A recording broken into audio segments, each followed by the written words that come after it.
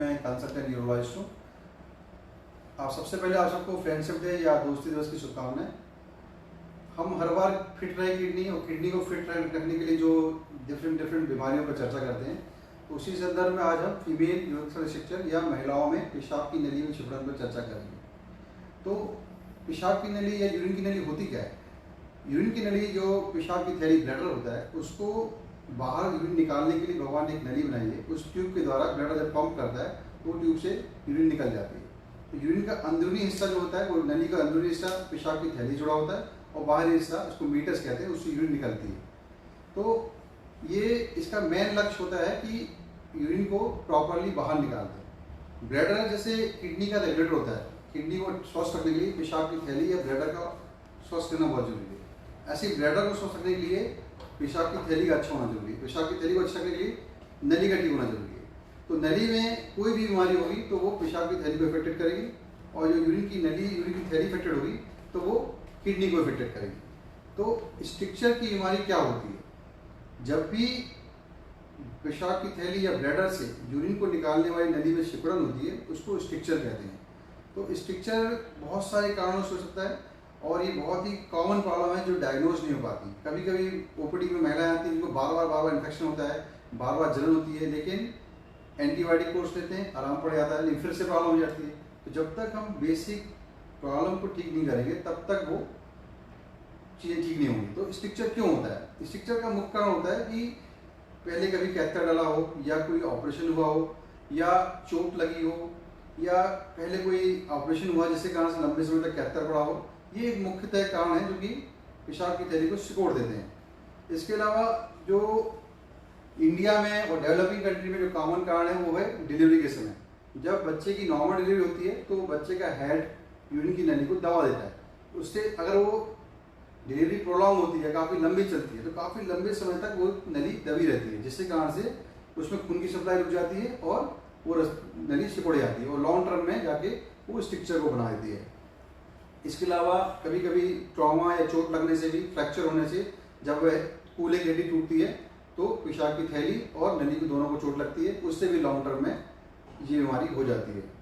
आजकल ज़्यादा जो केस देखने में आ रहे हैं उसमें जैसे एक सर्विस का कैंसर है, या पच्चीदानी कैंसर है, या अन्य तरह के कैंसर जो नीचे होते हैं, उनकी जो शिकाई होती है उसके बाद भी 2 से 4 साल बाद खून की सप्लाई कमी से नली सिकुड़ जाती है।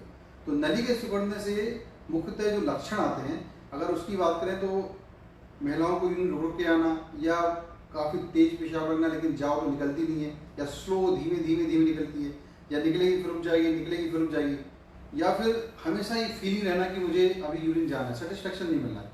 कई बार जा रही है, रात भर जग रही है, लेकिन यूरिन पूरा सेटिस्फेक्शन नहीं मिल पा रहा है। तो ये लक्षण जो हैं ये मुख्यतः रुकावट वाले होते हैं जो कि पेशाब की नली के सिकुड़ने के कारण होते हैं। इसके अलावा जो अन्य लक्षण होते हैं कि रिकरेंट इन्फेक्शन, जैसे मैंने बताया कि जलन हो रही है, फिर दवाई खाई ठीक हो गया, फिर जलन हो रही है, मतलब वो जलन खत्म ही नहीं हो रही है, कितनी भी दवाई खा लो, उसमें भी यह पेशाब की नली में सिकुड़न मुख्य कारण माना जाता है। इसके अलावा रिकरेंट यूटाई के अलावा बार बार पेशाब में ब्लड आना, या बहुत तेज यूरिन लगे लेकिन कंट्रोल नहीं कर पाते, जैसे लगा तुरंत भागे और पहुंचते पहुंचते 1-2 बूंद लीक हो गई, या थैली चूंकि खाली नहीं हो पा रही है, रास्ता बंद है, तो मरीज बार हो जाता है, हर आधे घंटे में यूरिन जाता है। तो ये सब लक्षण अगर आपको आ रहे हैं तो इसका मतलब आपको ये बीमारी हो सकती है, तो तुरंत आसपास की न्यूरोलॉजिस्ट को दिखाएं। अब इसको डायग्नोज कैसे, तो सिम्टम की बात होगी, तो डायग्नोज कैसे करें कि हमें ये बीमारी है। अगर इस तरह के लक्षण आपको आ रहे हैं तो इसका मतलब ये है कि जो नली है वो सिकुड़ चुकी है या पतली हो चुकी है। एक और जो मुख्य कारण है जो कि कॉमनली देखा जाता है कि वृद्धावस्था में महिलाओं में हार्मोन की कमी आती है, जिसके कारण से जो यूरिन की नली का मुंह है उसके आसपास की जो, जिसको मीटर्स कहते हैं, जो चमड़ी वो सूख जाती है, उससे भी वो मुंह थोड़ा सा धीरे धीरे नैरो हो जाता है, और उसके नैरो होने की वजह से धीरे धीरे अंदर तक स्ट्रक्चर फैल जाता है और रास्ता पूरा सिकुड़ जाता है। ये बहुत ही कॉमन प्रॉब्लम है जो कि हफ्ते में 10-15 केस हम लोग देखते हैं। तो अगर ऐसा कोई लक्षण है और इसका समय से ट्रीटमेंट चालू है, जिसको हार्मोन ट्रीटमेंट कहते हैं, या कुछ क्रीम्स आती हैं जिससे वहाँ की जो चमड़ी वो स्वस्थ रहे, तो ऑपरेशन या उसकी अन्य कार्रवाई करने की आवश्यकता नहीं पड़ती है। तो डायग्नोज कैसे करें कि आपको बीमारी है कि नहीं? सबसे पहले जब पेशेंट आता है हमारे पास ये लक्षण को लेके, तो सबसे जो मुख्य जो टेस्ट है वो सोनोग्राफी। सोनोग्राफी क्यों करते हैं? सोनोग्राफी का उद्देश्य ये है कि एक तो अपन किडनी चेक कर लें, सबसे पहले किडनी में कोई प्रॉब्लम तो नहीं है, दूसरा ये चेक कर लें कि ब्लैडर तो नहीं खराब हो गया, क्योंकि अपने यहाँ पे ज़्यादातर पेशेंट समय से ना आके काफ़ी लेट आते हैं, 6 महीने की हिस्ट्री है, साल भर की हिस्ट्री है। तो वैसे केस में क्या होता है कि ब्लैडर एक्स्ट्रा एफर्ट्स करता है, एक्स्ट्रा कोशिश करता है पेशाब को खाली करने के लिए। तो धीरे धीरे धीरे ब्लैडर की कैपेसिटी बढ़ती आती है और लॉन्ग टर्म में ब्लैडर डैमेज भी होता है। तो ऐसे केस के लिए हम लोग सोनोग्राफी पहले करते हैं कि यूरिन करने के पहले कितनी मात्रा यूरिन की थी और करने के बाद कितनी बच रही है। अगर ये बहुत ज़्यादा है तो इसका मतलब ब्लैडर की सेंसिंग सिस्टम या उसको महसूस करने की क्षमता कम हो रही है या पावर कम हो रही है, ये एक चिंता की बात है। इसलिए इस बीमारी में हमें समय से दिखाना है, अगर लक्षण आता है तुरंत दिखाएं, जिससे ब्लैडर खराब होने से बच जाए। एक बार ब्लैडर खराब हो गया या पंप खराब हो गया तो अपन कितनी भी अच्छे कुछ कर लें वो यूरिन नहीं होगी। तो सोनोग्राफी द्वारा देखते हैं कि किडनी ओके है कि नहीं और यूरिन कितनी मात्रा में रुक रही है और पेशाब की थैली में सूजन है कि नहीं। इसके अलावा टेस्ट होता है जिसको यूरोफ्लोमेट्री कहते हैं। जो भी आप में से कभी यूरोलॉजी हॉस्पिटल में आए होंगे, आपके रिलेटिव यूरिन की प्रॉब्लम के लिए दिखाने गए होंगे, तो यह एक मुख्य टेस्ट है जो यूरोलॉजिस्ट एडवाइस करता है।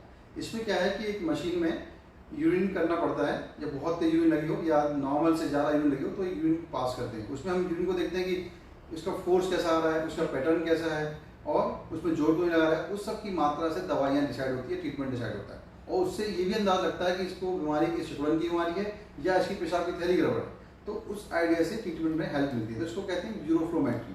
तो यूरोफ्लोमेट्री और सोनोग्राफी आरंभिक जांचें हैं जो कि बहुत महत्वपूर्ण है, जिससे हम मरीज के बारे में असेस कर सकते हैं। तीसरा जो महत्वपूर्ण टेस्ट है जो हर यूरिन की प्रॉब्लम में कराते हैं, सिंपल यूरिन का टेस्ट। इसका क्या उद्देश्य है? यूरिन का टेस्ट इसलिए कराते हैं क्योंकि मरीज तभी आता है जब परेशानी होती है। थोड़ा बहुत यूरिन लीक हो रहा है, थोड़ा बहुत यूरिन स्लो हो रहा है तो ज़्यादातर लोग नहीं आते हैं। जब रिकरेंट इन्फेक्शन होता है, बर्निंग, क्योंकि अंदर तालाब बन गया है, नली बंद हो गई है, थैली पंप कर रही है लेकिन प्रॉपर यूरिन निकल नहीं रही, तो अंदर काफ़ी यूरिन जम रही है, वो एक सोर्स ऑफ इन्फेक्शन है। इन्फेक्शन से बहुत जल्दी कल्टिवेट कर जाता है। Urine is a good media for bacteria.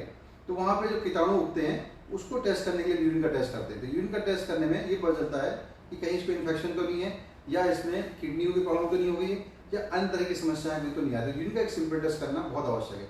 तो सोनोग्राफी, फ्लोमेट्री और यूरिन का टेस्ट, ये 3 टेस्ट प्राइमरी टेस्ट है जिसके आधार पर निर्णय लेते हैं कि ये मरीज दवाई से ठीक होगा या इसमें ऑपरेशन की आवश्यकता पड़ेगी। तो ये टेस्ट करने के बाद जब हमें लगता है कि नहीं इसमें तो कुछ गड़बड़ लग रहा है और ये दवाई से मैनेज नहीं होगा, तो एक लास्ट और फाइनल टेस्ट होता है जिसमें हमें सब कुछ पता चल जाता है कि वास्तव में बीमारी कितनी है और उसकी गंभीरता कितनी है।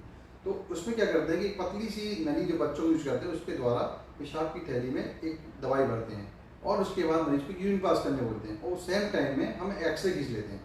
इसको कहते हैं मिक्चुरेटिंग यूरोथ्रोग्राम, या यूरिन करने के दौरान जो भी यूरिन निकल रही है उसका फोर्स कैसा है, वहाँ रास्ते में कितना पैसेज ब्लॉक है, केवल मुंह ब्लॉक है या बीच का हिस्सा ब्लॉक है या अंदरूनी हिस्सा ब्लॉक है, या थैली में कितनी मात्रा रुक रही है और थैली कितनी फूल गई है। ये सब जानकारी हमको MCU या मिक्चुरेटिंग यूरोथ्रोग्राम से पता चलती है। तो ट्रीटमेंट भी इसके आधार पर होता है। यदि पूरा केवल मुंह ब्लॉक है तो ट्रीटमेंट अलग है। अगर पेशाब की नली मुंह या पेशाब की नली का मुंह या मीटर से स्ट्रक्चर अंदर तक चला गया है तो ट्रीटमेंट अलग है, और पूरे में फैल गया है तो ट्रीटमेंट अलग है। तो MCU टेस्ट है वो डिसाइड करता है कि ट्रीटमेंट की लाइन क्या होगी। तो जब ये चारों टेस्ट आते हैं तब हम आगे डिसाइड करते हैं कि क्या करना होगा। अब कुछ लोग कहते हैं कि क्या ये दवाई जो बीमारी है इसको दवाई से ठीक कर सकते हैं, तो इसका आंसर नो है। अगर बहुत ही आरंभिक अवस्था में आपके लक्षण पता चले जाते हैं तो कुछ दवाएं आती हैं, इससे रास्ता खुल जाता है। वो खासकर वहाँ काम करती है जिनको पेशाब की थैली के मुंह में प्रॉब्लम होती है, वो मुंह खोलने की दवाएं आती हैं। तो अगर वो टाइम से चालू हैं तो हो सकता है इस बीमारी से अपन बच जाए, लेकिन ऐसे केसेस कम होते हैं। दूसरा, एक बार डायग्नोस हो गया MCU के बाद कि भाई इसको प्रॉब्लम है, तो हम उसका देखने के लिए कि कितनी मात्रा में नली की साइज क्या है। तो पतली पतली नलियाँ होती हैं, उनको धीरे धीरे पास करके देखते हैं कि 6 नंबर पाइप जा रहा है, 7 जा रहा है या 8, नॉर्मली 30 तक जाता है, 30 तक।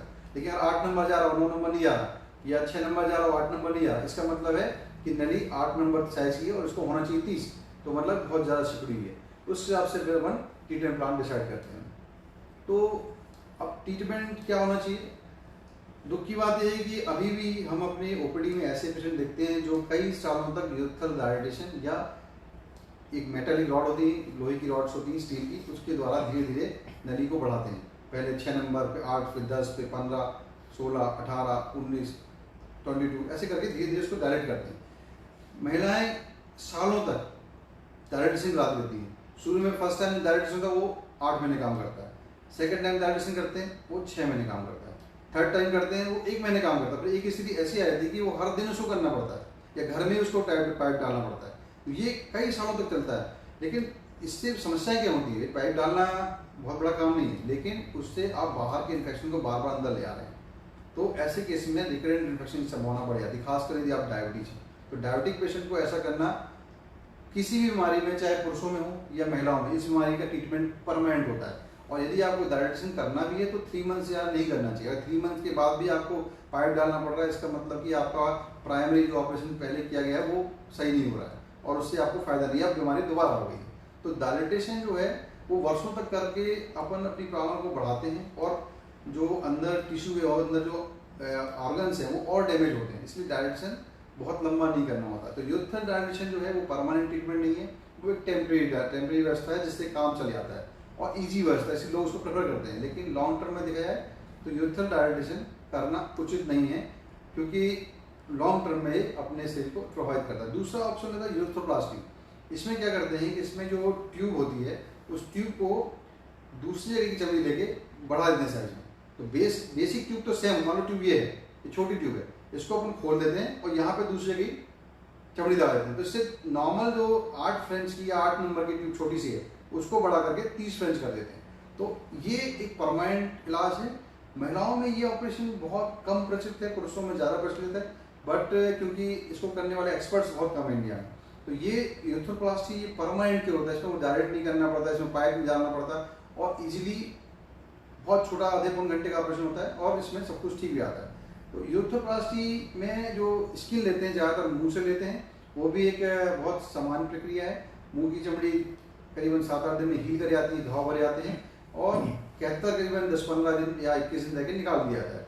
तो इसमें ये टेक्निकली थोड़ा चैलेंजिंग ऑपरेशन होता है, लेकिन इससे परमानेंट क्योर होती है। जो डायलिटेशन जो ज़्यादातर लोग करते हैं वो प्रॉब्लम को बढ़ानी चाहिए, लॉन्ग टर्म में आपको रिलीफ नहीं मिलेगा क्योंकि प्रॉब्लम बढ़ जाएगी। और यूरोथ्रोप्लास्टी परमानेंट इलाज है, तो ये करना ही उचित रहता है। अब इसके बाद यदि आपने ऑपरेशन करा लिया तो फॉलोअप कैसे करना होता है, क्योंकि इस बीमारी के कितना भी आप बेस्ट ऑपरेशन कर लें, कभी ना कभी या 100 में 1 आदमी को रिकरेंस की संभावना होती है। इसलिए हम हमेशा जब ऑपरेशन करने के बाद मरीज को सलाह देते हैं कि भाई आपका कैथेटर निकल गया, यूरिन बढ़िया हो रही, ब्लड अच्छा, सब कुछ अच्छा है, लेकिन फिर भी आपको 3-3 महीने में कम से कम 1 साल तक चेक करना होगा, 6-6 महीने में दूसरे साल तक, और साल में एक बार 2-3 साल तक और चेक करते हैं कि कहीं बीमारी दोबारा तो नहीं हो रही। क्योंकि बीमारी दोबारा होने की कंडीशन में अगर शुरुआत में अपन उसको ठीक कर लें तो इजीली मैनेज हो जाता है, नहीं तो बाद में फिर से ऑपरेशन की आवश्यकता पड़ सकती है। तो इस पूरी जो बीमारी का मुख्य लक्ष्य है कि अपना जो सिस्टम भगवान ने बनाया है, यूरिन का सिस्टम, की किडनी से यूरिन आके ब्लैडर में रुके और ब्लैडर से बाहर जाए, ये गड़बड़ ना हो। प्रॉपर यूरिन किडनी में आए, ब्लैडर प्रॉपर उसको कलेक्ट करे और इजीली बाहर निकले, कहीं भी प्रेशर का डिफरेंस ना हो या प्रेशर एक्स्ट्रा एफर्ट्स ना कराने पड़े। तो यदि आपको इन लक्षणों में से कोई भी लक्षण आता है, खासकर जलन बार बार हो रही है या रिकरेंट इन्फेक्शन हो रहा है, तो आपको इस बीमारी को रूल आउट करना बहुत जरूरी है।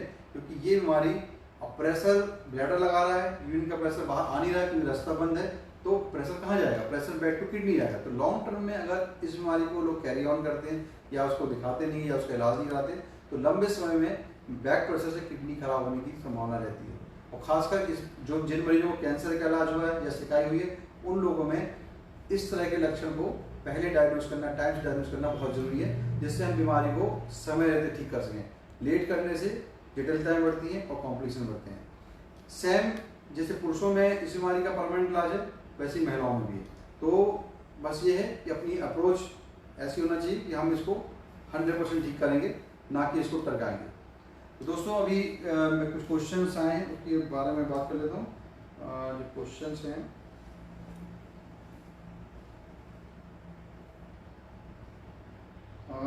डायबिटिक पेशेंट में ये बीमारी बहुत ज़्यादा होती है। ऐसा नहीं है कि डायबिटिक पेशेंट में बहुत ज़्यादा होती है। डायबिटिक पेशेंट में बीमारी के लक्षण ज़्यादा आते हैं, क्योंकि इसमें इन्फेक्शन की संभावना ज़्यादा होती है। नॉर्मल व्यक्ति में इन्फेक्शन की चांसेस 10% है, तो डायबिटिक पेशेंट में वो 100% है। तो जो यूरिन अंदर रुक रहा है, ब्लैडर खाली नहीं हो रहा, उससे बार बार इन्फेक्शन की संभावना बढ़ जाती है। तो इसलिए डायबिटिक पेशेंट में खासकर अगर ऐसे लक्षण आते हैं तो उसको इग्नोर ना करें और टाइम से दिखाएं, जिससे कि हम उसको परमानेंटली ठीक करवाएं। और